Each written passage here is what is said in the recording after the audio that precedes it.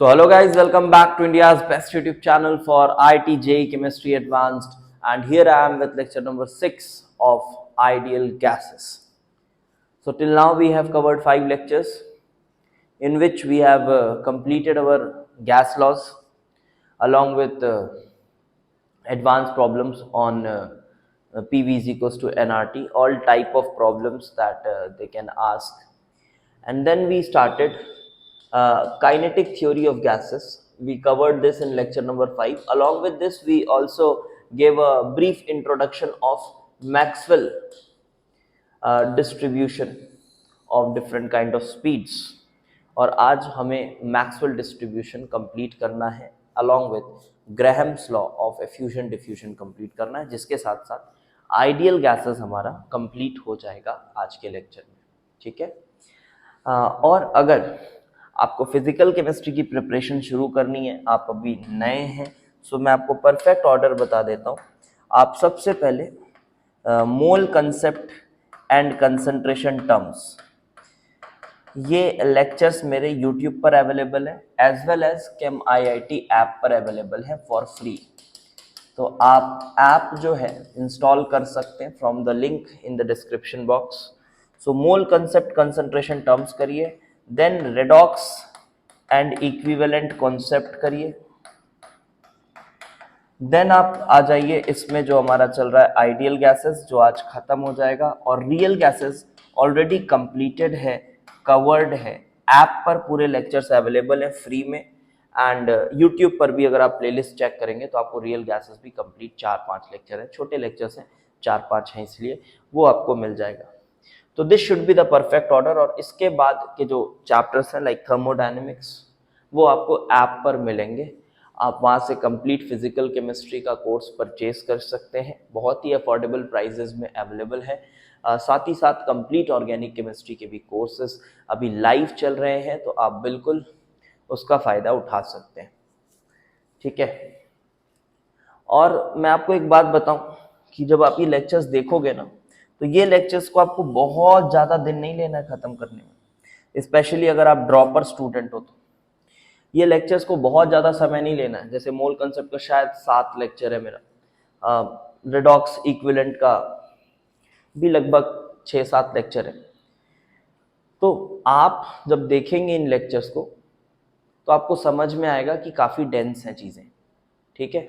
सब कुछ कवर किया गया है, प्रॉपर जितना समय देना चाहिए उतना समय देते हुए सब कुछ कवर किया गया है, तो आपको बढ़िया लगेगा. इवन आप आइडियल गैसेस भी देखेंगे, सब कुछ कवर हो रहा है, बट साथ ही साथ आपका टाइम भी बचाया जाता है. ऑर्गेनिक की मैं बात करूं तो ऑर्गेनिक में IUPAC नॉमेनक्लेचर मेरा यूट्यूब पर अवेलेबल है. देन जनरल ऑर्गेनिक केमिस्ट्री के जो 17 लेक्चर्स हैं ना, ये अगर आपने कहीं भी जनरल ऑर्गेनिक केमिस्ट्री पढ़ी होगी, कहीं भी पढ़ी होगी, एक बार फिर भी ना इन लेक्चर्स को जरूर आप देखिएगा. मैं स्पेशली बोल रहा हूँ, आप खुद ही फील करेंगे कि हाँ यार थोड़ा अलग है. बहुत ही कॉन्सेप्चुअल तरीके से पढ़ाया गया है, कोर चैप्टर है. ठीक है. रेजोनेंस, सपोज करो रेजोनेंस पढ़ाया जा रहा है, तो वहाँ बस आपको ये नहीं लिखाया जा रहा है टाइप्स ऑफ कॉन्जुगेशन और 7 पॉइंट लिखा दिए, ऐसा ऐसा ऐसा ऐसा नहीं. प्रॉपर समझ डेवलप की जाती है कि क्या हो रहा है रेजोनेंस में, कैसे हो रहा है. एक प्रॉपर सा कॉज समझ में आता है आपको रेजोनेंस का, वो लेक्चर्स को देखने के बाद. तो ये भी यूट्यूब पर अवेलेबल है, आप देख सकते हैं. अपनी ऑर्गेनिक की जर्नी अगर आप स्टार्ट करनी है, यहाँ से आप कर सकते हैं. चलिए तो शुरू करते हैं हम अपना ideal gases lecture 6 Maxwell distribution. बहुत ही मज़ेदार लेक्चर होने वाला है आज का, आपको मज़ा आएगा ये पढ़ने में. ठीक है. तो थोड़ा सा बोल सकते हैं आप कि आइडियल गैसेस का सबसे डिफ़िकल्ट पोर्शन यही है, मैक्सवेल बोल्ट्जमैन डिस्ट्रीब्यूशन, थ्योरेटिकली अगर सोचा जाए तो. तो मैंने आपको ये इक्वेशन इंट्रोड्यूस किया था प्रीवियस क्लास में. This equation I introduced in the previous class, और इससे फिर मैंने अलग अलग वेलोसिटीज़ आपको समझा दी थी, और इसके बारे में भी बहुत सारी बातें बता दी थी. 4πn, बिल्कुल पिछला लेक्चर देख कर आइएगा कंटिन्यूएशन में, तभी समझ में आएंगी बातें, नहीं तो बातें सब इधर उधर से निकल जाएंगी. This to the power of 3/2 into u square e की power minus m u square by 2RT into d u, ये इक्वेशन था। इसके बारे में बातें हो गई थी। dn था number of molecules between u and u plus du के बीच में कितने मॉलिक्यूल्स हैं उसका नंबर है dn। एंड u और du तो आपको समझ आ ही रहा है, स्पीड्स हैं, और nRT वगैरह वगैरह जो भी है, mRT temperature, molecular mass, r gas constant. और हमने ये भी बताया था कि इसका यूज़ करके हम क्या कर सकते हैं, और हमने अलग अलग वेलोसिटीज़ को डिराइव किया था, यहाँ तक कंप्लीट किया था। और अब हम करेंगे इसका कर्व प्लॉटिंग। यहीं पर पिछला लेक्चर में रोका था, कर्व प्लॉटिंग। तो चलिए, किसका कर्व प्लॉट करना है? एक्चुअली मैं कर्व प्लॉट करना चाहता हूँ, देखो अभी कुछ फील नहीं करना है, मैथमेटिकल है। मैं किसका कर्व प्लॉट करना चाहता हूँ? देखो मैं कर्व प्लॉट करना चाहता हूँ 1/n dn, ये n इधर आ गया, du भी इधर आ गया मान लो, into 1/du, this versus u। मैं इसका कर्व प्लॉट करना चाहता हूँ। क्यों सर? बस कर रहा हूँ, कुछ फायदा होगा शायद। ठीक है, क्यों का आंसर यही है। हाँ, कर तो सकते हैं ना, कर तो सकते हैं, हाँ कर रहे हैं। क्यों कर रहे हैं? क्योंकि इससे कुछ बेनिफिट होगा, कुछ अच्छे कंक्लूजन्स निकल कर आएंगे। देखिएगा, आप भी आपको दिखाते हैं।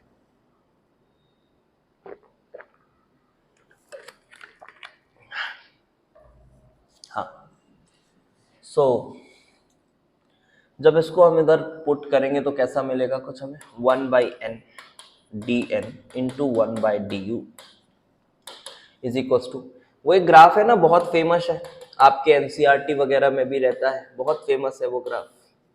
कौन सा?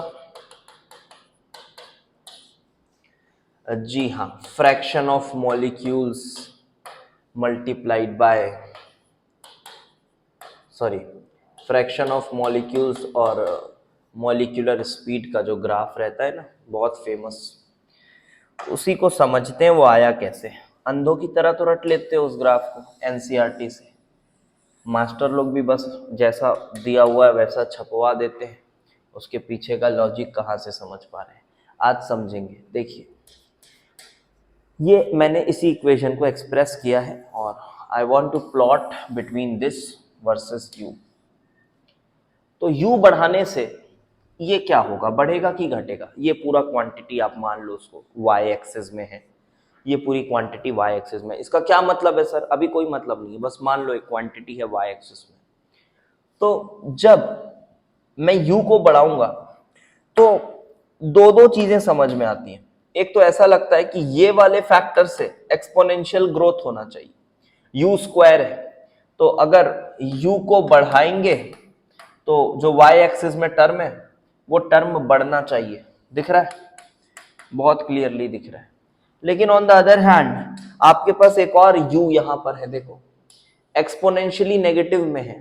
u को बढ़ाओगे नेगेटिव में ये बढ़ेगा, ये पूरा नंबर छोटा होगा, मल्टीप्लाई हो रहा है, पूरा नंबर छोटा हो रहा है, तो ये भी क्या हो जाना चाहिए, ये भी छोटा हो जाना चाहिए, ये भी छोटा हो जाना चाहिए। तो फिर कंफ्यूजन आ जाता है कि u बढ़ाने पर ये बढ़ेगा या ये कम होगा, क्योंकि ये वाला u कह रहा है बढ़ना चाहिए, ये वाला u कह रहा है कम होना चाहिए, तो क्या किया जाए? तो मैं आपको यहां बता देता हूं, नॉर्मल सा मैथमेटिकल ये फैक्ट है कि जो ये एक्सपोनेंशियल वाला फैक्टर है ना, ये कब डोमिनेट करता है? ये डोमिनेट करता है for higher values of u। ये डोमिनेट करता है, डोमिनेट्स एट हायर वैल्यूज, लिख लो इस पॉइंट को, वैल्यूज ऑफ u। ऐसा क्यों सर? मैथमेटिकल है, नंबर्स डाल लो, देख लो, चेक कर लो, आपको समझ आ जाएगा। सभी की वैल्यूज डाल लो, चेक कर लो, समझ आ जाएगा। ऑल तो कर नहीं पाओगे, कहाँ से इतने कैलकुलेशंस करोगे? तो इसलिए मान लो इस बात को कि ये डोमिनेट करता है at higher values of u, और ये लोअर वैल्यूज ऑफ u पर ये वाला फैक्टर चलता है। तो क्या थोड़ा थोड़ा समझ में आ रहा है ग्राफ क्या होना चाहिए? एक रफ शेप तो समझ में आ रहा होगा कि शुरू में छोटी वैल्यूज है u की, तो शुरू में ये बढ़ना चाहिए, तो शुरू में कुछ बढ़ेगा, और उसके बाद एक समय के बाद जब ये डोमिनेट करने लगेगा तो एक एक्सपोनेंशियल डिके आएगा। ऐसा रफली तो समझ में आ रहा होगा, ऐसा रफली कुछ समझ में आ रहा होगा। ये बढ़ेगा फिर ये डिके होगा, तो हाँ चलो ग्राफ बना लेते हैं, ग्राफ बना लेते हैं। ये ऐसा, ये ऐसा, तो यहां पर मैंने लिखा 1/du dn/n वर्सेस u। तो ये प्लॉट का जो शेप आ रहा है वो कुछ ऐसा आ रहा है, ऐसा कुछ शेप आ रहा है। ठीक है, ये आपको मानना पड़ेगा, मैथमेटिकल है। कुछ लोग एक्सपेरिमेंटल बोलते हैं, अज्ञानी है, छोड़ दीजिए, मत सोचिए ऐसा कि एक्सपेरिमेंटल है, ऐसे एक्सपेरिमेंटल नहीं होता है सब, है ना। तो ये आपका इस इक्वेशन को, जिसको मैक्सवेल और बोल्ट्जमैन ने मिलकर डिराइव किया था, और उस इक्वेशन में उन्होंने बहुत सारे एजम्पशंस भी माने थे, और एजम्पशंस मानते हुए हमने ये प्लॉट किया, ये प्लॉट किया। अब इससे क्या समझ में आ रहा है? अब पहली बात तो यही आती है कि इससे क्या समझ में आ रहा है। अब आप थोड़ा बेसिक इंटीग्रेशन का आपको नॉलेज होगा। अगर बताओ मैं एक छोटी स्ट्रिप लूँ, इधर छोटी एक स्ट्रिप लूँ और इसकी एरिया निकालूँ, तो क्या आ रहा है? कोई भी एक छोटी स्ट्रिप ले रहा हूँ मैं, ठीक है, दिस इज द स्ट्रिप। अब ये छोटी स्ट्रिप लिया मैंने, ये छोटी स्ट्रिप लिया, और ये यहाँ से यहाँ तक ये मैंने लिया du। बहुत ध्यान से सुनना, अभी बहुत बारीक बात है, अगला 10 मिनट बहुत इंपॉर्टेंट है, ध्यान से सुनना।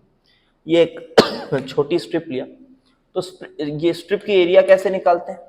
बेसिक इंटीग्रेशन आपको पता होगा ना, एरिया अंडर द कर्व जो निकालते हो, कोई भी ऐसा करके फंक्शन होता है और ये y है, ये x होता है, तो आप यहाँ एक स्ट्रिप लेते हो छोटी सी ऐसी, और फिर कहते हो ये dx है, ये y है, तो y इंटू dx, यही इसकी एरिया होती है। आप इंटीग्रेट कर देते हो x के लिमिट्स के अलॉन्ग, यही करते हो ना, इंटीग्रेट कर देते हो x की लिमिट्स के अलॉन्ग, और बोलते हो कि हाँ इस रेंज की ये जो एरिया है वो ये है।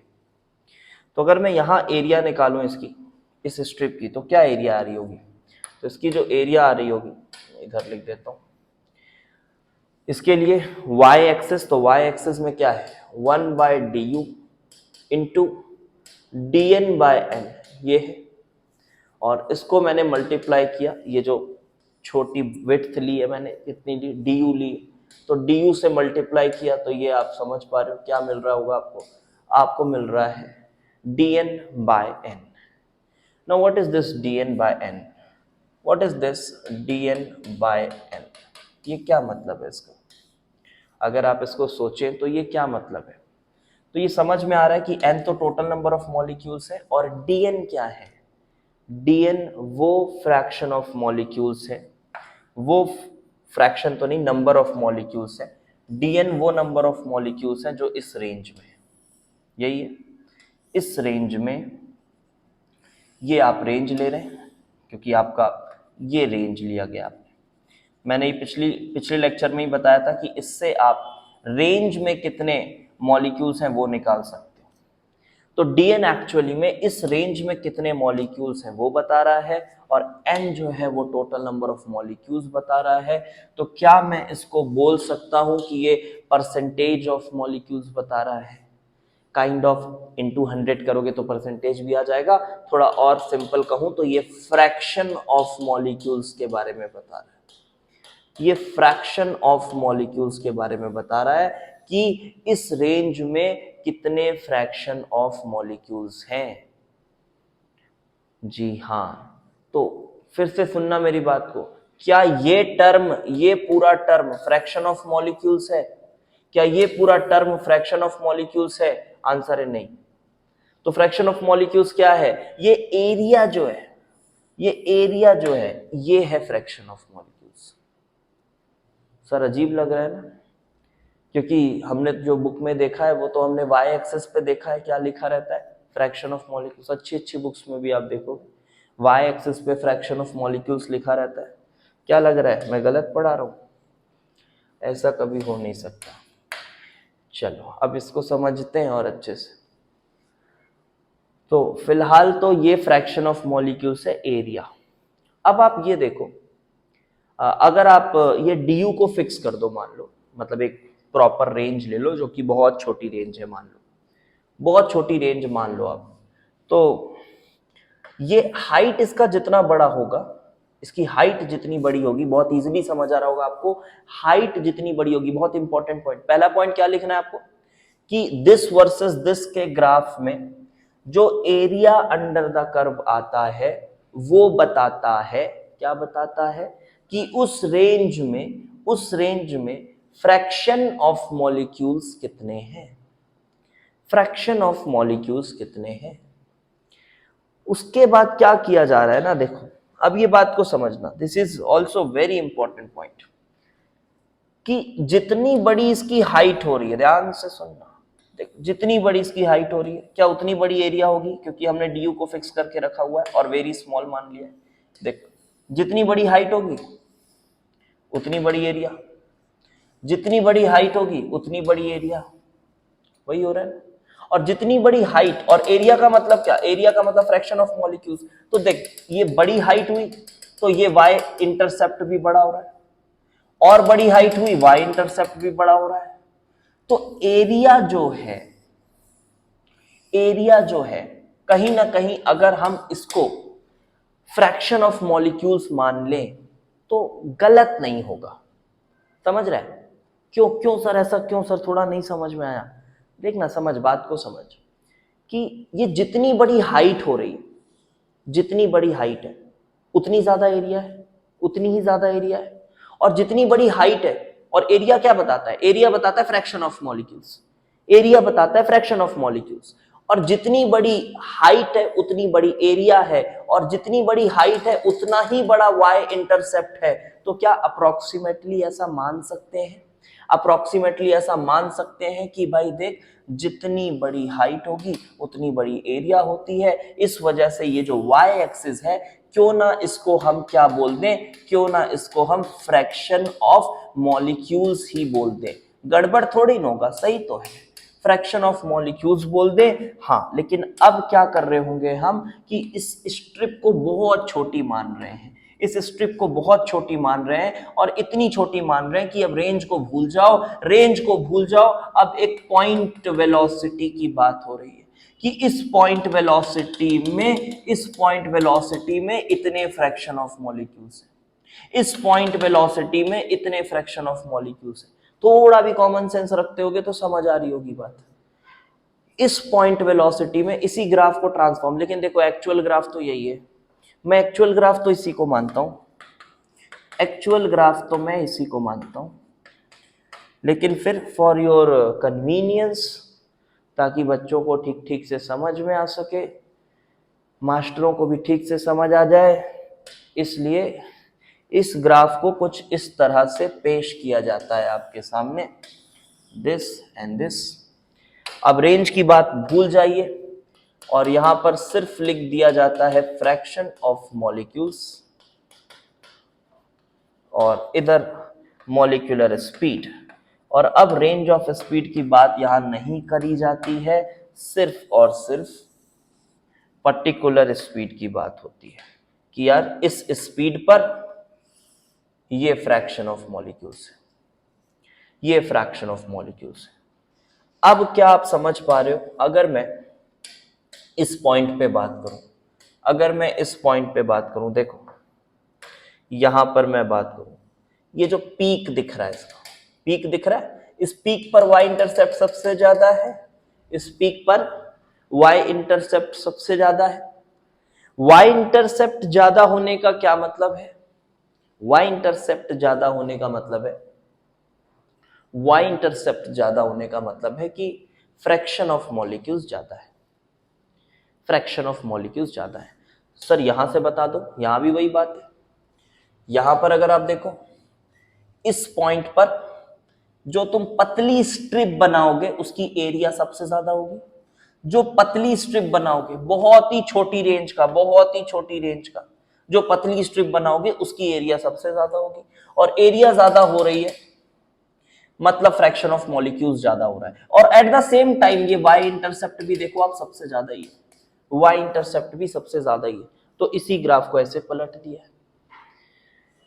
तो अब हम क्या बोल रहे हैं कि ये जो हमारे पास पॉइंट है, ये जो हमारे पास पॉइंट है, ये जो भी स्पीड हमारे पास है, अब रेंज की बात नहीं हो रही, इसको हमने स्पीड मान लिया, इस स्पीड के साथ maximum number of molecules, number बोलने से अच्छा फ्रैक्शन बोल देता हूं, मैक्सिमम फ्रैक्शन ऑफ मॉलिक्यूल्स या maximum percentage of molecules travel कर रहे हैं। ध्यान से समझना, बारीक है बातें। इस वेलोसिटी के साथ maximum fraction of molecules travel कर रहे हैं। तो इस स्पीड को कौन सी स्पीड कहोगे?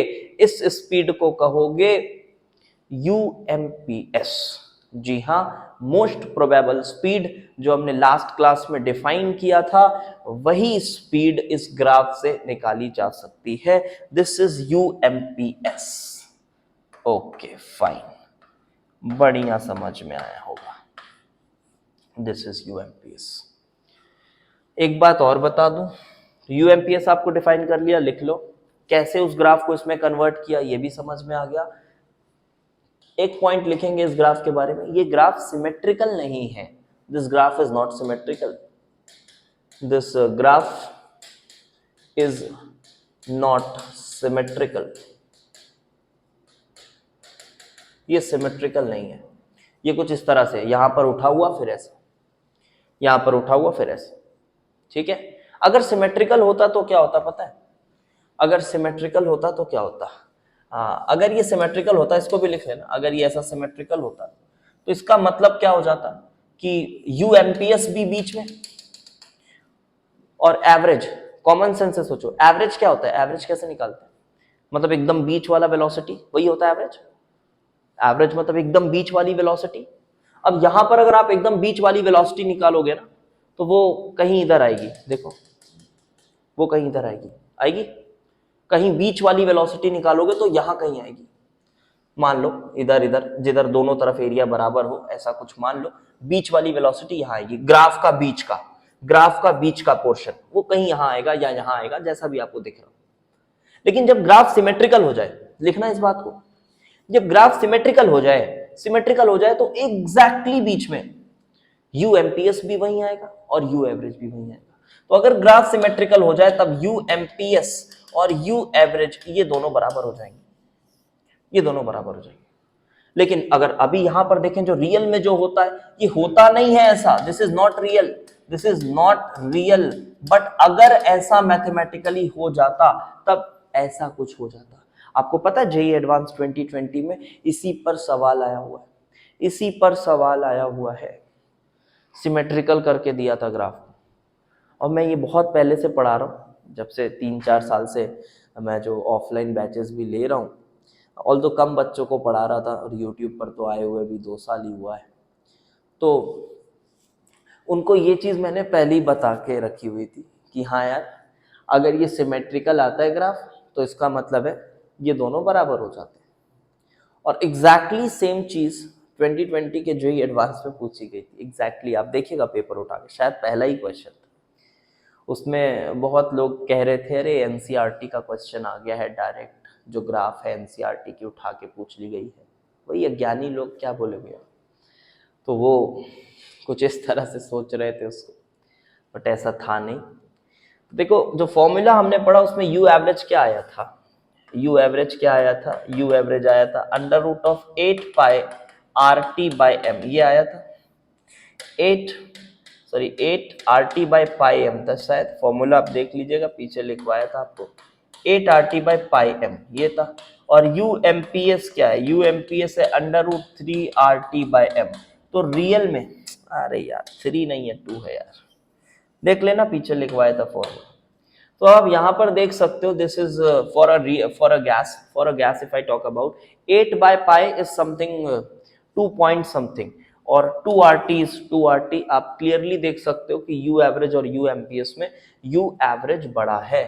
तो देखिए रियल में भी ये यू एमपीएस है, यू एवरेज तो ऑब्वियसली इसके राइट साइड में ही आएगा, क्योंकि ग्राफ सिमेट्रिकल नहीं है, ये इधर से उठा हुआ है और इधर थोड़ा फैला हुआ है। सो आई होप आपको ये बात समझ में आ गई होगी, ठीक है। अब हम क्या करेंगे, ये तो एट अ गिवन टेम्परेचर हो गया, एट अ गिवन टेम्परेचर ये ग्राफ हमने बना लिया। अब जो आगे का काम करना है वो टेम्परेचर चेंज करने का काम करना है, ठीक है। अब हम टेम्परेचर को चेंज करेंगे और फिर देखेंगे ग्राफ कैसे वेराई करता है। क्या कुछ और पॉइंट्स इससे बता सकते हैं? एक पॉइंट क्या बताया, this graph is not symmetrical, okay, this point is u MPS, okay, if graph is symmetrical u MPS is equal to u average, okay, and then you can compare u average and u mps from the graph as well, done. One more thing you can see that यहां पर आप देखो एक बात और समझ में आ रही है कि ये u जब बहुत छोटा है, u जब बहुत छोटा है तो इधर जो फ्रैक्शन ऑफ मॉलिक्यूल्स हैं, देखो फ्रैक्शन ऑफ मॉलिक्यूल्स काफी कम है, काफी कम।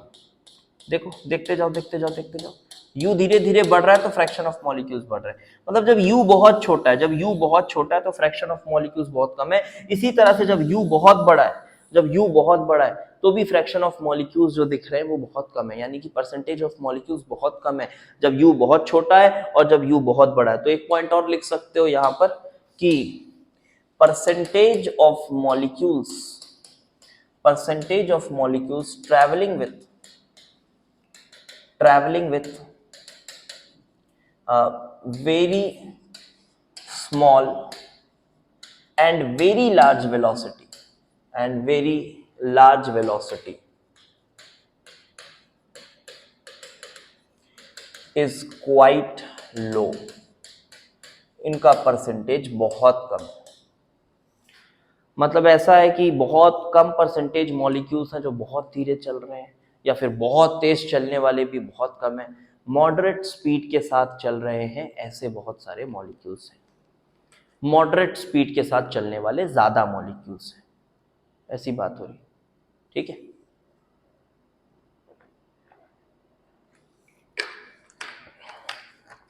ओके, ना चलो देखते हैं अब कि टेम्परेचर को अगर वेरी किया जाए तो क्या चेंजेस आएंगे ग्राफ में।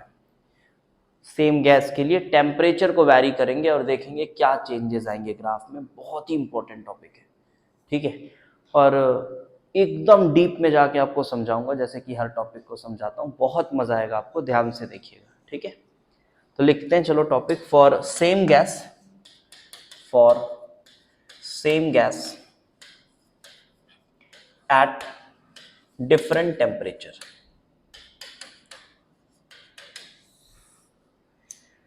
चलिए, तो इसमें सबसे पहले तो वही करना होगा यार हमको, क्या, वो इक्वेशन लिखना पड़ेगा। उस इक्वेशन के बिना कुछ नहीं, यहाँ कुछ खुद से फिर से नहीं सोचना है।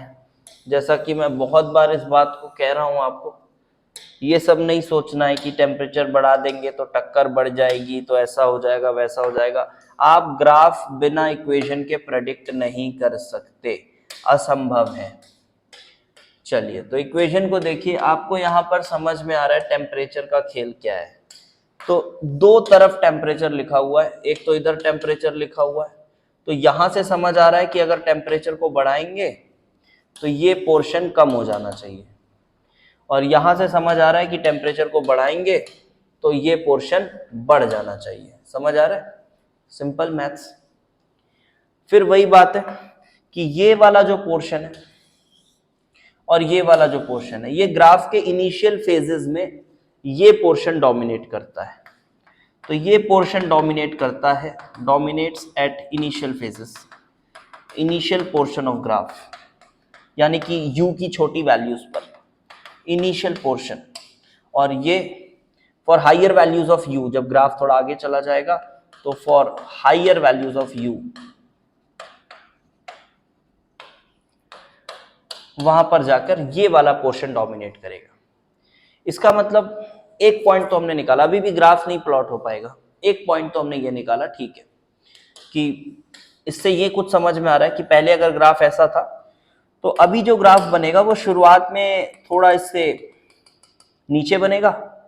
समझ पा रहे हो, क्योंकि सेम वेलोसिटी पर अब ये फ्रैक्शन की वैल्यू थोड़ी कम आएगी, क्योंकि ये डोमिनेट कर रहा है ना शुरू में, ये डोमिनेट कर रहा है तो फ्रैक्शन की वैल्यू कम आएगी शुरू में, लेकिन एक समय के बाद जाकर ये ऊपर हो जाना चाहिए, क्योंकि u की वैल्यू जब बढ़ जाएगी फॉर हायर वैल्यूज, टेम्परेचर बढ़ाने पर फ्रैक्शन की वैल्यू ज्यादा आएगी। दिख रहा है, टेम्परेचर बढ़ाने पर फ्रैक्शन की वैल्यू ज्यादा आएगी। तो एक चीज तो समझ आ रही है, लेकिन अभी इस पीक का कुछ नहीं समझ आया। ये पीक आगे जाएगा, या ऊपर जाएगा नीचे जाएगा, ये कुछ नहीं समझ आया है। एक पॉइंट समझ आया है कि हाँ शुरुआत में ये थोड़ा नीचे रहेगा इसके कंपैरिजन में अगर मैं टेम्परेचर बढ़ा रहा हूं तो, और फिर आगे जाने के बाद यही पोर्शन ऊपर हो जाएगा। एक पॉइंट। दूसरी एक बहुत इजी चीज है जो आपको समझ आनी चाहिए, वो है यूएमपीएस। यूएमपीएस मोस्ट प्रोबेबल वेलोसिटी, तो सीधे सीधे 2RT/m होती है, 2RT/m होती है। अगर ये 2RT/m होती है, इसका मतलब ये है कि टेम्परेचर बढ़ाने पर यूएमपीएस बढ़ेगा, टेम्परेचर बढ़ाने पर यूएमपीएस बढ़ेगा। इसका बहुत लोग ना बहुत गलत मतलब समझ लेते हैं ग्राफ में, उनको ऐसा लगता है यूएमपीएस बढ़ेगा मतलब ये और ऊपर चला जाएगा, ऐसा लगता है। बिल्कुल गलत बात, बिल्कुल गलत बात। यूएमपीएस बढ़ेगा का क्या मतलब है? यूएमपीएस बढ़ेगा का मतलब है कि अगर टेम्परेचर T1 पे आपका ग्राफ ऐसा था, अब T2 में टेम्परेचर बढ़ा रहा हूं, तो उसका जो पीक होगा वो राइट शिफ्ट होगा, क्योंकि ये है ना बेटा यूएमपीएस, तो ये है वेलोसिटी की वैल्यू, तो ये है, तो ये वैल्यू बढ़ेगी, इसका मतलब ये वैल्यू राइट शिफ्ट होगा, पीक जो है वो राइट शिफ्ट होगा। लेकिन हाँ अभी एक बात और है कि ऊपर जाएगा या नीचे जाएगा या वहीं रहेगा, ये चीज नहीं समझ आ रही है।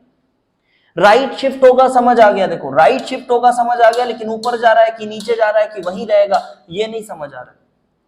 तो अभी और भी बची हुई है कुछ चीजें, हमें वो भी देखना पड़ेगा, वो भी देखना पड़ेगा। तो अभी मैं मान लो कुछ ग्राफ बनाऊं तो कुछ ऐसा समझ आ रहा है, ये कुछ ऐसा जाएगा, अब पीक ऊपर जाएगा नीचे जाएगा मुझे नहीं पता, हाँ राइट में जाएगा ये पता है, तो अभी मैं ऐसे ही बना रहा हूं, यहां भी बन सकता है, ये ऊपर भी बन सकता है, कैसे ही बन सकता है। और फिर देखो एक समय के बाद ये जो T2 टेम्परेचर वाला है ना, ये जो T2 टेम्परेचर वाला है वो T1 से ऊपर निकल जाएगा, लेकिन अभी भी ये पीक का मुझे नहीं पता कहां जा रहा है, वो अभी हम बताएंगे कहां जाएगा। तो 2 पॉइंट समझ आ गया, ये सेकंड पॉइंट समझ आया होगा, ये पहला पॉइंट समझ आया होगा। एकदम कॉन्सेप्चुअली देखना, गधों की तरह ये मत सोचना ये पढ़ते समय कि सर इससे क्वेश्चन क्या आएगा, है ना। हर गधों का ये सवाल होता है, जब ऐसी डीप थ्योरी पढ़ रहे होते हैं ना, तो ऐसे ही सवाल, सर इससे क्वेश्चन क्या आएगा। सब छोड़ो, फालतू बकवास नहीं करने का, क्वेश्चन कुछ भी बन के आ सकता है इससे, हम क्वेश्चन के थ्रू इसको नहीं पढ़ सकते। अगर हम इसकी ईच एंड एवरी पॉइंट का व्हाई एंड हाउ जानते हैं तो कोई भी क्वेश्चन आए बना लेंगे, ठीक है।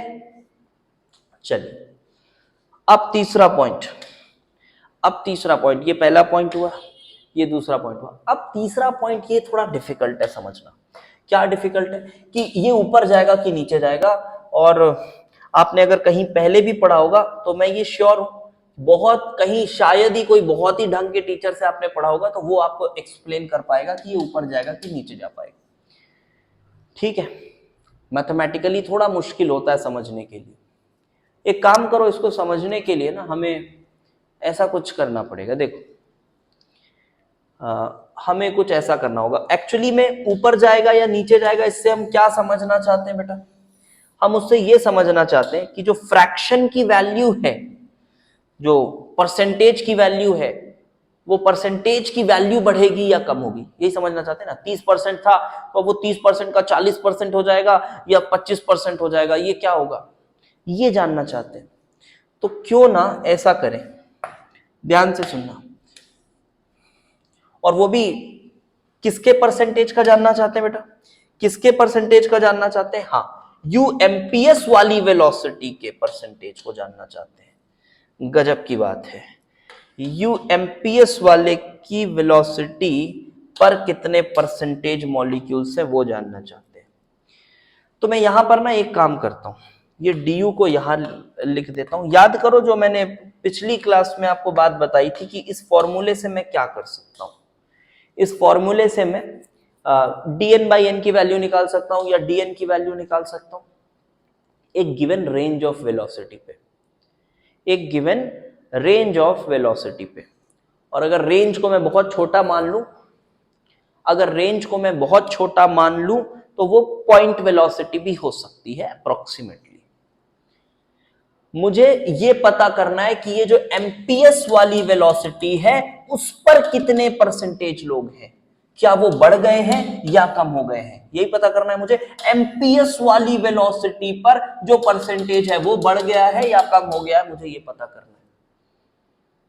अच्छा, तो एक काम करते हैं, क्यों ना इस u को ना हम क्या ले लें, u एमपीएस, क्योंकि हम एमपीएस पर चेक करना चाहते हैं कितने फ्रैक्शन है, एमपीएस पर कितने फ्रैक्शन है चेक करना चाहते हैं, तो वही ले लेते हैं u को एमपीएस, और ये du को भी कोई छोटा सा नंबर ले लेते हैं।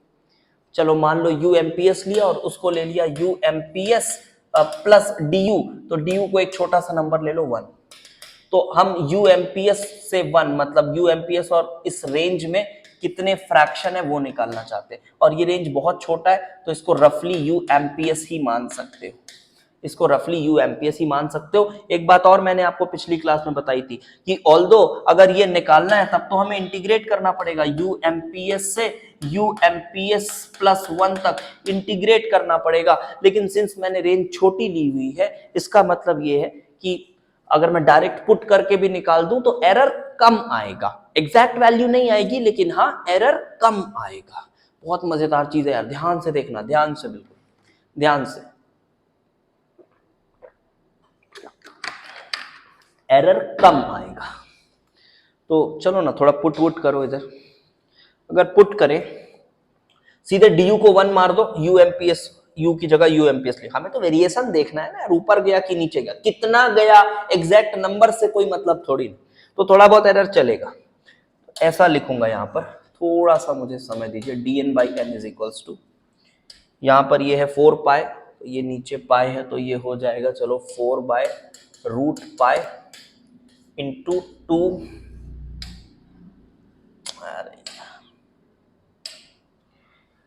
m बाई 2 आर टी की power of 3 by 2, m by 2 R T की power of 3 by 2, that is m by 2 R T की पावर ऑफ ये 3 बाई 2 हुआ, इंटू देखो u स्क्वायर था, u स्क्वायर की जगह पे 2 आर टी बाई एम लिखूंगा क्योंकि एमपीएस पे चेक कर रहा हूं, तो ये लिखूंगा 2 R T by M multiplied by, इधर देखो e की पावर में क्या आ जाएगा, e की पावर में minus M into u square मतलब 2 आर टी बाई एम, फिर डिवाइडेड बाय क्या है, डिवाइडेड बाय 2 आर टी, मतलब यही into 1 by 2 R T into d u है, और डी यू की वैल्यू 1 ली है मैंने, बहुत छोटा सा रेंज लिया। तो क्या समझ आ रहा है आपको, ये कैंसिल हो रहा है, ये कैंसिल हो रहा है, और ये कैंसिल होने के बाद ये m बाई 2 आर टी ये भी कैंसिल हो रहा है, तो ये मुझे मिल रहा है dn बाई एन की वैल्यू आ रही है 4 by root pi into m by 2 R T की power of half into e की पावर ऑफ माइनस 1, ये वैल्यू आ रही है, du तो चलो हटा दिया हमने, ये वैल्यू आ रही है, this is the value we are getting. वाह, बहुत ही प्यारा कॉन्सेप्ट है, ध्यान से देखना। ये क्या बता रहा है, ये बता रहा है यू एमपीएस के आसपास वाले रेंज में या यू एमपीएस पे ही, यू एमपीएस पर ही कितने फ्रैक्शन है, वही बता रहा है यू एमपीएस पर ही कितने फ्रैक्शन है। देख लो टेम्परेचर के साथ वेरिएशन, बहुत क्लियर कट समझ आ रहा है कि टेम्परेचर अगर बढ़ाओगे तो यू एमपीएस पे जितने परसेंटेज मॉलिक्यूल्स हैं, जितने परसेंटेज मॉलिक्यूल्स हैं उस परसेंटेज की वैल्यू, उस परसेंटेज की वैल्यू कम हो जाएगी। हाँ, मतलब फ्रैक्शन ऑफ मॉलिक्यूल्स की वैल्यू कम हो जाएगी। इसका मतलब ये है कि वो जो पीक है, वो जो पीक है राइट तो जाएगा ही, राइट तो जाएगा ही, राइट के साथ साथ नीचे भी जाएगा, राइट के साथ साथ नीचे भी जाएगा। क्या समझ आ गया, तीनों पॉइंट समझ आ गया क्या? बहुत मजेदार तरीके से हमने 3 पॉइंट्स पढ़े। पहला ये पढ़ा कि हाँ यार शुरू में नीचे रहेगा, फिर बाद में जाके थोड़ा सा आगे हो जाएगा। दूसरी बात ये पढ़े कि हाँ यार पीक थोड़ा राइट शिफ्ट होगा, यहां से समझ आया। उसके बाद हमने तीसरा पॉइंट ये देखा कि हाँ पीक राइट के साथ साथ नीचे भी शिफ्ट होगा। यस, तो यही ग्राफ आप पाते हैं, और आई एम डैम श्योर कि आपको ये एक्सप्लेनेशंस किसी किताब में तो शायद ही मिल रही होंगी, किसी किताब में तो शायद ही मिल रही होगी। चलिए, तो यहां पर वही लिखता हूं मैं, fraction of molecules, fraction of molecules, और ये कुछ ऐसा और ये ऐसा, एंड देन ये कुछ ऐसा पीक आगे गया, ऊपर भी गया। बहुत एग्जैक्ट नहीं बन रहा फ्री हैंड से, बट आप समझ सकते हैं। फिर और टेम्परेचर बढ़ा दो, कुछ और टेम्परेचर पे दूसरे कलर से शो कर देते हैं। चलो ये थोड़ा और हाई टेम्परेचर पर कुछ ऐसे बना। So this is at T1, this is at T2, this is at T3, and obviously T3 is greater than T2 is greater than T1. Wow. तो ये पॉइंट आपको समझ आ गया होगा, उधर शिफ्ट हुआ। तो देखो अब इसमें ना आप इससे कंफ्यूज मत होना, अरे यार सर ये नीचे चला गया, टेम्परेचर बढ़ाए तो ऊपर जाना चाहिए। अरे क्यों जाना चाहिए ऊपर यार? मतलब तो समझ उसका क्या है, उसका मतलब तो समझ क्या है। उसका मतलब ये है कि देखो, उसका मतलब ऐसा है कि जब आपने इस टेम्परेचर पे थे, तो इस टेम्परेचर पे मान लो 100 मीटर पर सेकंड की स्पीड मोस्ट प्रोबेबल है, और उस पे चलने वालों की फ्रैक्शन मान लो कुछ भी परसेंटेज में बोल रहा हूं, फ्रैक्शन को परसेंटेज ज्यादा ठीक से समझ आता है। मान लो मैंने कहा 25% मॉलिक्यूल्स ऐसे हैं उस टेम्परेचर पे, कंटेनर इमेजिन करो, वहां पर 25% मॉलिक्यूल्स ऐसे हैं जो 100 एमपीएस की स्पीड से चल रहे हैं। ठीक है, क्या दिक्कत है? फिर जब आपने टेम्परेचर बढ़ाया तो हाँ स्पीड बढ़ जानी चाहिए, तो मोस्ट प्रोबेबल स्पीड भी थोड़ी बढ़ जानी चाहिए। फॉर्मूले से समझ आ रहा है, और वो जो आप घटिया तरीके से फील करते हो उससे भी समझ में आ रहा है। हाँ तो वहां पर समझ आ रहा है, हाँ ये बढ़ जाना चाहिए, हाँ हो रहा है। तो ये 125 मीटर पर सेकंड हो गया, मान लो से ये 125 मीटर पर सेकंड हो गया। लेकिन हाँ अब इस पे चलने वालों की इसी पर मैक्सिमम लोग इसी पर चल रहे हैं, मैक्सिमम लोग इसी पर चल रहे हैं, बट उनका जो परसेंटेज है अब वो 25% ना रह के वो 20% हो गया। क्या दिक्कत है आपको? क्या कोई गलत थोड़ी ना कॉन्सेप्चुअली है, ठीक है। 25 था 20 हो गया, क्यों हो गया? इक्वेशन से दिख रहा है। क्यों हो गया? इक्वेशन से दिख रहा है, ठीक है। और आगे बढ़, और टेम्परेचर बढ़ा दिया, मान लीजिए 140 मीटर पर सेकंड हो गया तेरा मोस्ट प्रोबेबल वेलोसिटी। लेकिन हाँ अब जो परसेंटेज है जो उस पर चल रहे हैं वो मान ले 15% हो गया, लेकिन हाँ स्टिल ये 15% मैक्सिमम है उस टेम्परेचर पर, मैक्सिमम ही है। मतलब और भी बहुत सारी वेलोसिटीज पॉसिबल हो गई होंगी, ऐसा सोच सकते हो आप। और भी बहुत सारी वेलोसिटीज पॉसिबल हो गई होंगी, समझ पा रहे हो? जो लोग थोड़ा धीरे चल रहे थे वो थोड़ा आगे चल रहे होंगे, थोड़ा आगे चले गए होंगे, थोड़ा आगे चले गए होंगे। एक चीज और भी थोड़ी सी समझ आ रही है, देखो देखो एक चीज और इधर से समझ आ रही है। ये नीचे रहने का ना एक और कॉन्सेप्चुअल फील आपको मिल रहा है।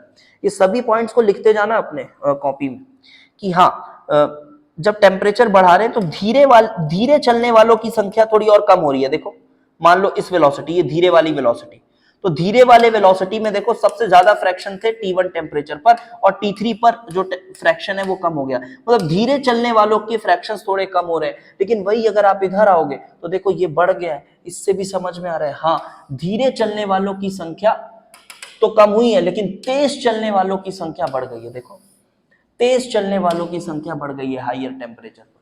बहुत कुछ समझ आ रहा है इस ग्राफ से, हर एक पॉइंट आपको पता होना चाहिए। फिर अगर मैं, लेकिन एक बात और मैं बोलूं, ये ग्राफ जहां तक भी जा रहा है, ये ग्राफ जहां तक भी जा रहा है, मुझे नहीं पता कहां तक जाएगा, जहां तक भी जा रहा है, अगर उस पूरे की एरिया आप निकालो तो T1 पर जो एरिया निकालोगे, ध्यान से सुनना, T1 पर जो एरिया निकालोगे, अगला पॉइंट बोल के लिख लेना, T1 पे जो एरिया निकालोगे और T2 पर जो एरिया निकालोगे, क्या वो एरिया सेम होगी? क्या वो एरिया सेम होगी? हाँ सर एरिया तो सेम होगी। क्यों? क्योंकि एरिया क्या है? एरिया क्या है? एरिया ही तो है fraction of molecules. Actual graph में एक्चुअल ग्राफ में क्या है एरिया? एक्चुअल ग्राफ में जो एरिया है वही तो है फ्रैक्शन ऑफ मॉलिक्यूल्स, वही है फ्रैक्शन ऑफ मॉलिक्यूल्स। तो जब आप बात करते हो dn/n 0 से इंफिनिटी, ये 0 से इंफिनिटी किसकी लिमिट्स है? अरे ये u की वैल्यूज है, ये u की वैल्यूज है।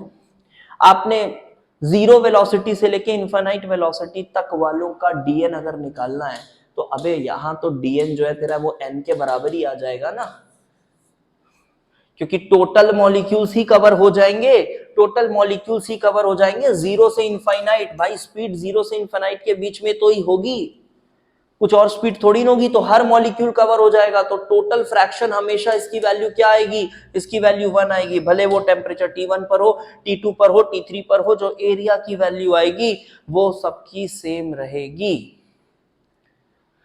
ओके, तो आई होप आपको टेम्परेचर का वेरिएशन बढ़िया तरीके से समझ में आ गया होगा। अब आते हैं लास्ट टॉपिक में, मॉलिक्यूलर मास के साथ वेरिएशन देखते हैं। बहुत ज़्यादा डिटेल में नहीं जाएंगे इसमें, क्योंकि ये टेम्परेचर पढ़ लिए, जस्ट उसका उल्टा होता है, ये देखकर समझ में आ रहा है, देख लेते हैं। चलिए, सो अगर आप यहां पर देखें, क्या लिखना है, for different gases at same temperature, for different gases at same temperature, same temperature पे अलग अलग गैसेस की बात करें, मतलब टेम्परेचर T ही रखा हुआ है, एक बार M1 के लिए ग्राफ बनाया, M1 मोलर मास, क्योंकि गैसेस डिफरेंट होंगे तो ऑब्वियसली उनका क्या चेंज होगा, मोलर मास चेंज होगा। M1 मोलर मास है, M2 भी मोलर मास है और M2 बड़ा है, ठीक है, M2 बड़ा है। फिर से क्या करें, अरे इक्वेशन लिखो, उसी इक्वेशन को फिर से लिखो, या फिर ना इक्वेशन से यहीं से देख लो यार, मैं बार बार नहीं लिख रहा, देख लो यहीं से। देखो, क्या आपको समझ आ रहा है कि यहाँ टेम्परेचर जो नॉन एक्सपोनेंशियल पोर्शन में टेम्परेचर था वो इनवर्स प्रपोर्शन में था, और m जो है एकदम उसी नॉन एक्सपोनेंशियल पोर्शन में डायरेक्ट प्रपोर्शन में दिख रहा है।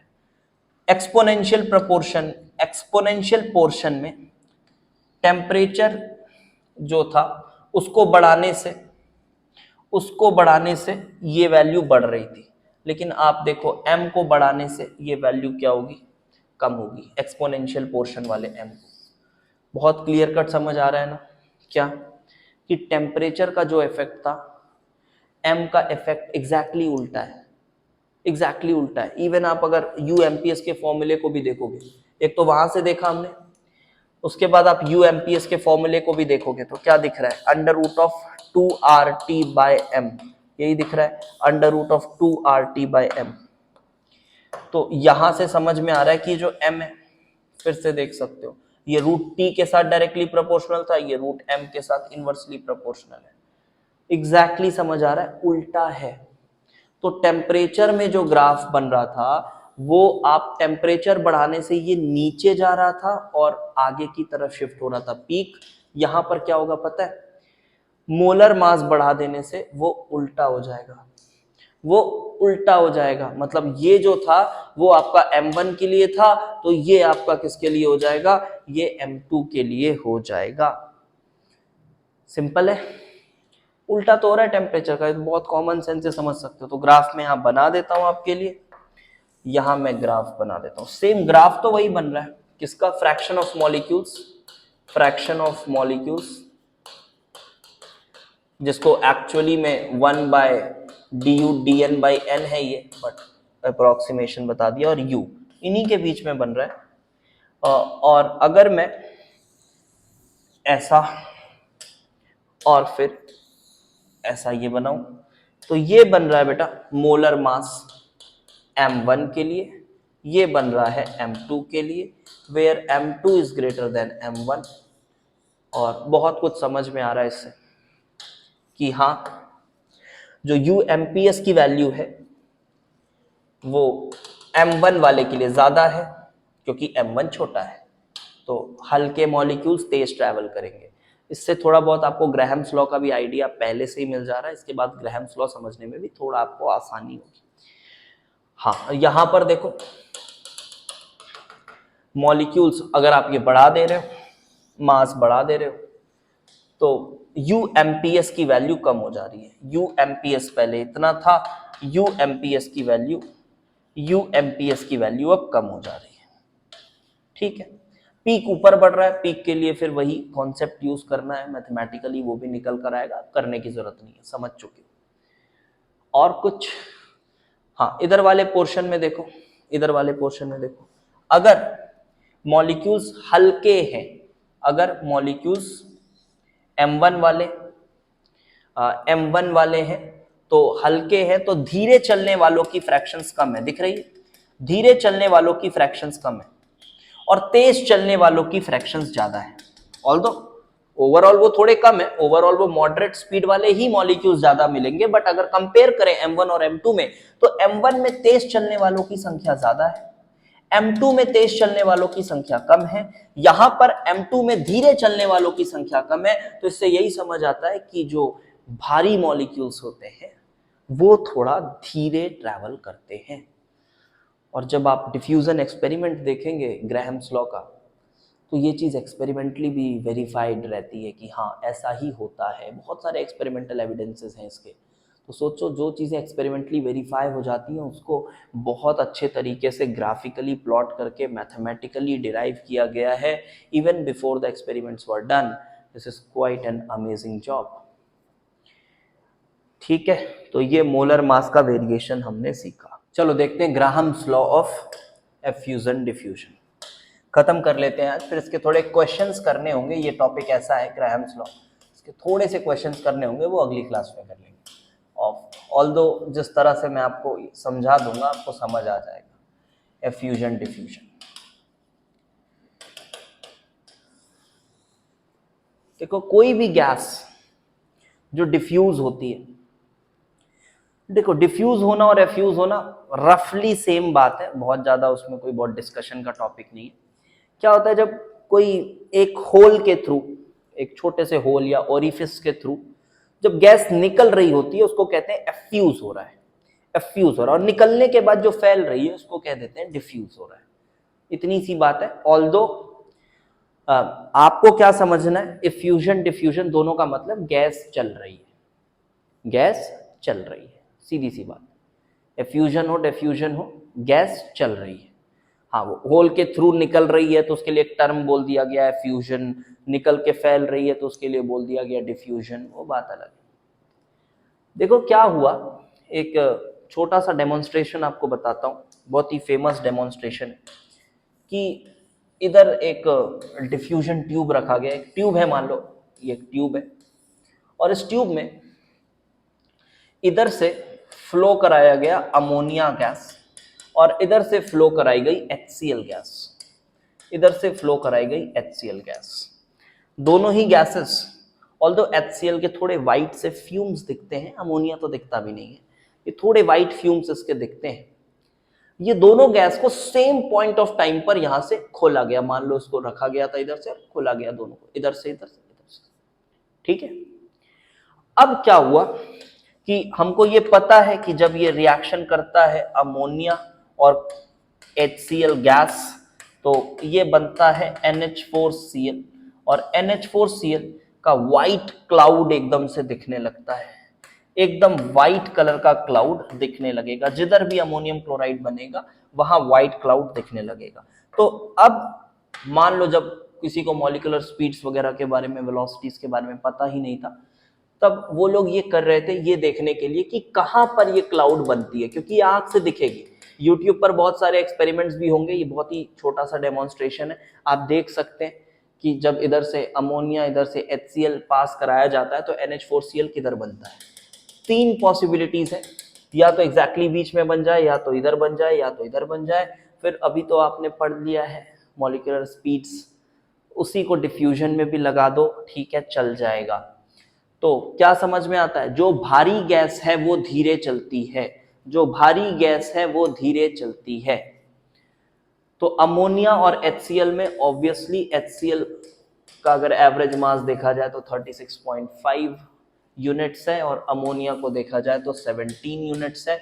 तो HCl धीरे चलेगा, अमोनिया तेज चलेगा, तो कौन ज्यादा डिस्टेंस ट्रेवल कर लेगा यार, अमोनिया ज्यादा डिस्टेंस ट्रेवल करेगा, HCl कम डिस्टेंस ट्रेवल करेगा।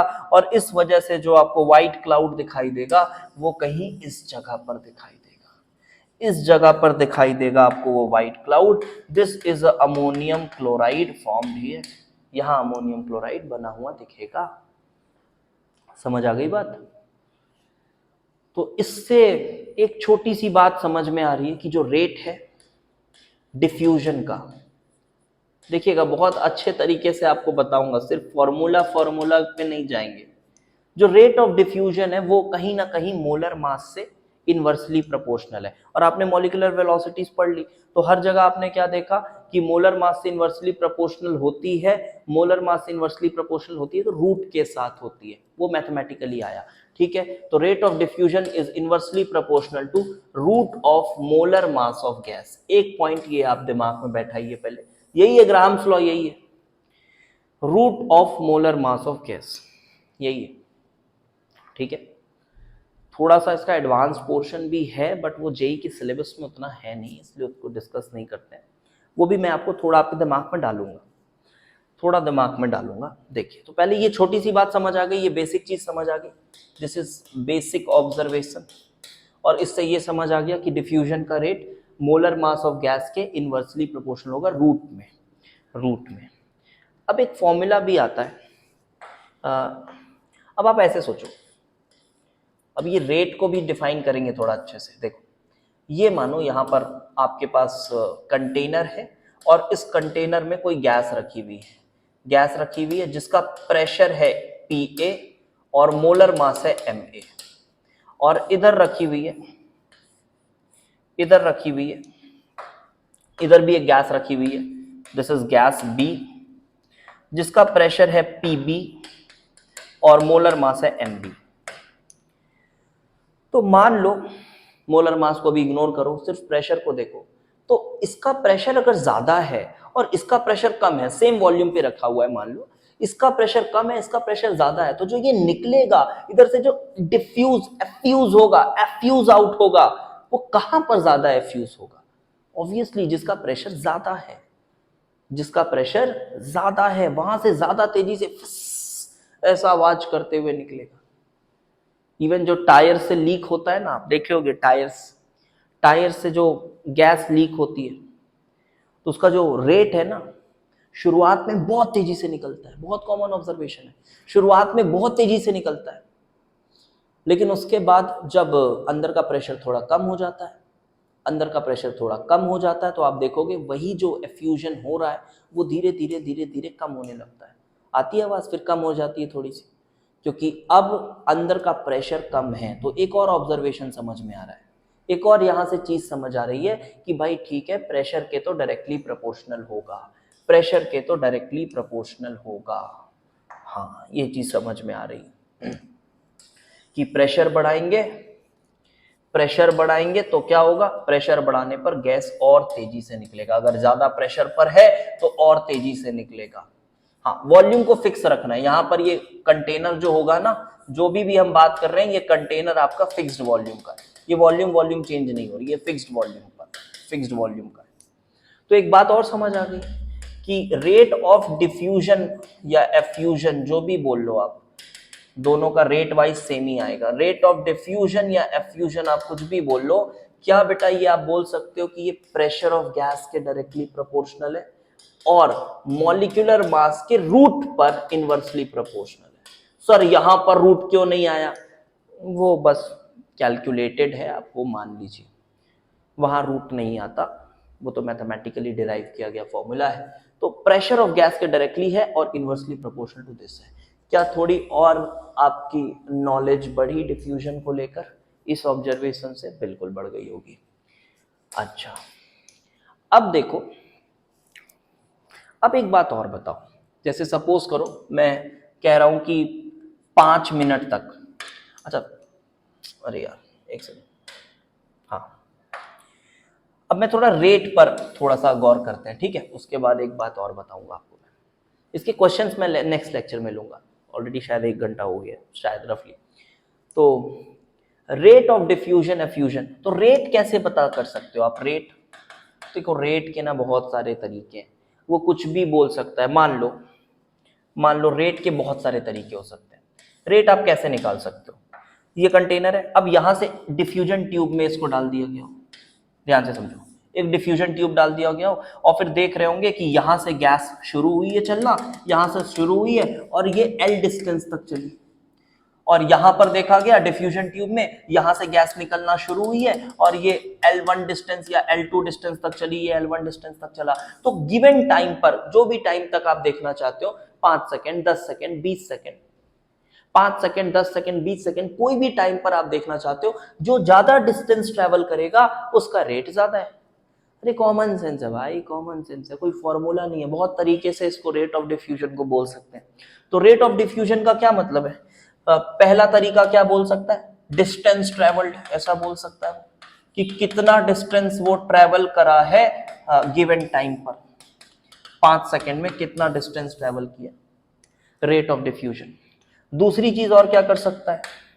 और क्या कर सकता है देखो, और ऐसा कर सकता है ना, देखो मान लो यहां पर ये लिया, सेम वही कंटेनर जिससे गैस निकाल रहे हैं, यहां पर गैस भरी हुई है कुछ प्रेशर पर, कुछ मोलर मास है गैस का, यहां से गैस भरी हुई है। अब यहां पर क्या किया गया कि एक बलून ले लिया गया।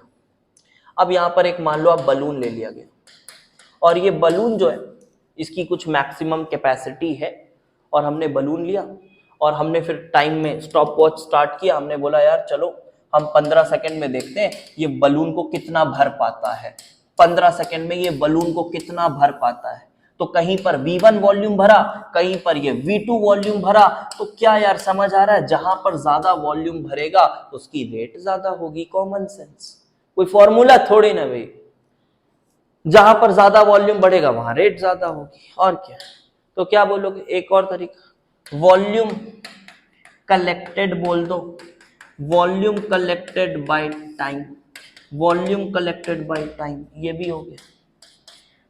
बहुत दे सकता है, बहुत कुछ बोल सकता है, मोल्स कलेक्टेड बाय टाइम, क्या क्या फर्क पड़ता है, वॉल्यूम लिए इसी तरह से। और क्या लिख सकते हो? तीसरा पॉइंट लिख लो, तीसरा point, moles collected, moles effused by time. तो रेट के यार तमाम तरीके, रेट के तमाम तरीके हैं बताने के, कुछ भी बोल सकता है वो रेट को। समझ आ गया? बिल्कुल।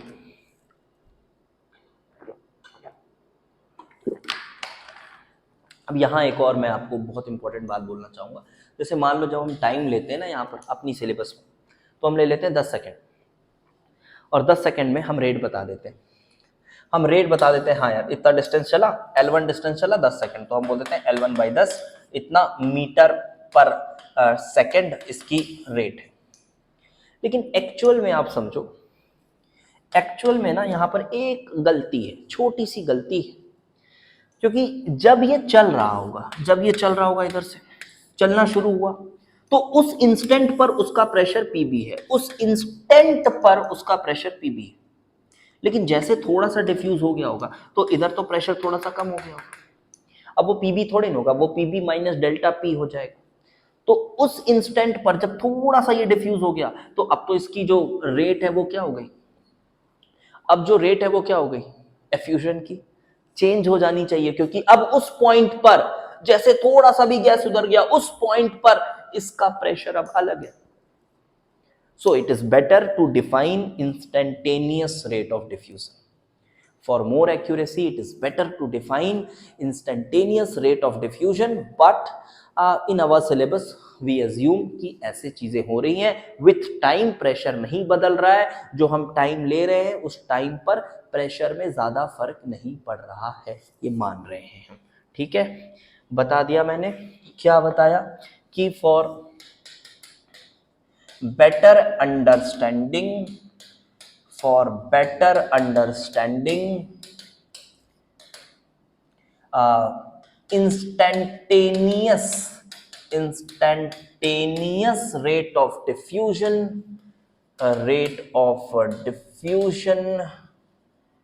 slash effusion should be considered, but we assume that during diffusion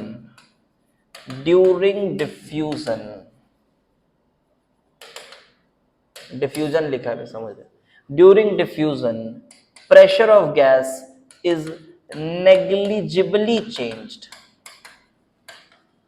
उसमें जो चेंज आया वो नेग्लिजिबल है, तो इस वजह से वो ठीक है। तो हम बहुत ज्यादा इंस्टेंटेनियस के बारे में नहीं पढ़ेंगे, हम जो पढ़ेंगे वो नॉर्मल रेट के बारे में पढ़ेंगे। लेकिन हाँ, आप समझ रहे होंगे इंस्टेंटेनियस बोलेंगे तो ज्यादा अच्छे से समझ आएगा। इंस्टेंटेनियस के लिए एक फॉर्मूला भी है, -dN/dt। कितने मोल्स का लॉस हुआ पर टाइम, यही हुआ ना, कितने मोल्स का लॉस हुआ, इधर वाले मोल्स की बात हो रही है, मोल्स कलेक्टेड नहीं, मोल्स का लॉस हुआ पर टाइम। तो ये हो गया रेट ऑफ डिफ्यूजन। इसी से बता सकते हैं कितना लॉस हुआ, is equal to P(A0)/2 pi MRT की पावर ऑफ 1/2। ये फॉर्मूला है, ये फॉर्मूला आपके यूज का नहीं है, नॉट ऑफ यूज, इसलिए मैं इसको इग्नोर कर रहा हूं। This is not of use, क्योंकि हमें इंस्टेंटेनियस डिफ्यूजन रेट के बारे में पढ़ना नहीं है इस चैप्टर, मतलब हमारे आईटी के सिलेबस में। ठीक है, बस इससे समझ आ रहा है। A0 क्या है, एरिया है अपर्चर का, बाकी तो सब आप जानते हैं। ये टेम्परेचर है। अच्छा ये मत समझ लेना सर टेम्परेचर से इन्वर्सली प्रोपोर्शनल दिख रहा है सर रेट, ये तो अजीब सी बात लग रही है। नहीं है, इन्वर्सली प्रोपोर्शनल नहीं है, क्योंकि प्रेशर कांस्टेंट नहीं है ना, प्रेशर कांस्टेंट नहीं है, क्योंकि वॉल्यूम फिक्स रखा हुआ है कंटेनर का। वॉल्यूम फिक्स रखा हुआ है तो टेम्परेचर बढ़ाओगे तो प्रेशर भी बढ़ेगा, टेम्परेचर बढ़ाओगे तो प्रेशर भी बढ़ेगा। तो कांस्टेंट मत समझ लेना, ये मत सोचना। बहुत लोग इसमें ऐसा सोच लेते हैं टेम्परेचर को बढ़ा दिए तो ये रेट ऑफ डिफ्यूजन कम हो गया। अबे ऐसा नहीं, टेम्परेचर बढ़ाया तो प्रेशर भी तेरा बढ़ेगा ना, प्रेशर भी बढ़ेगा। तुम देख सकते हो कि टेम्परेचर रूट के हिसाब से है नीचे इन्वर्सली, और यहाँ पर ये P है तो P तो डायरेक्टली प्रोपोर्शनल टू टेम्परेचर होता है। तो अल्टीमेटली वो बोल सकते हो आप कि जो रेट होगा वो डायरेक्टली प्रोपोर्शनल है रूट ऑफ टेम्परेचर के, बोल सकते हो डायरेक्टली प्रोपोर्शनल है रूट ऑफ टेम्परेचर के। Common sense, temperature pressure directly proportional, और वॉल्यूम फिक्स है तो आप टेम्परेचर बढ़ाओगे तो प्रेशर भी बढ़ेगा, same ratio. So this was all about Graham's law and ideal gases. खत्म हो गया। ऑल्दो हम ग्राहम्स लॉ के थोड़े बहुत क्वेश्चंस जो हैं थोड़े बहुत करने पड़ेंगे, तब जाके और क्लैरिटी आएगी। ऑल्दो मैंने थ्योरी इस तरह से बता दी है, और इसमें एक छोटा सा पोर्शन और बचा हुआ है, उसको भी अगली क्लास में मैं ले लूंगा। ग्राहम्स लॉ में एक छोटा सा पोर्शन और भी बचा हुआ है कि हम अगर मल्टीपल एफ्यूजन्स करेंगे तब क्या होता है। ऑल्दो जो एप्लीकेशन है अपना ग्राहम्स लॉ का, मल्टीपल डिफ्यूजन स्टेप्स में ही करके लाते हैं उसके एप्लीकेशन को, आइसोटोप सेपरेशन और भी बहुत सारे एप्लीकेशन हैं उसके। हमको बहुत ज़्यादा एप्लीकेशन में का डिस्कशन नहीं करना है, हमें तो बस इतना ही समझना था। बट हाँ, मल्टीपल डिफ्यूजन स्टेप्स को हम अगली क्लास में समझेंगे।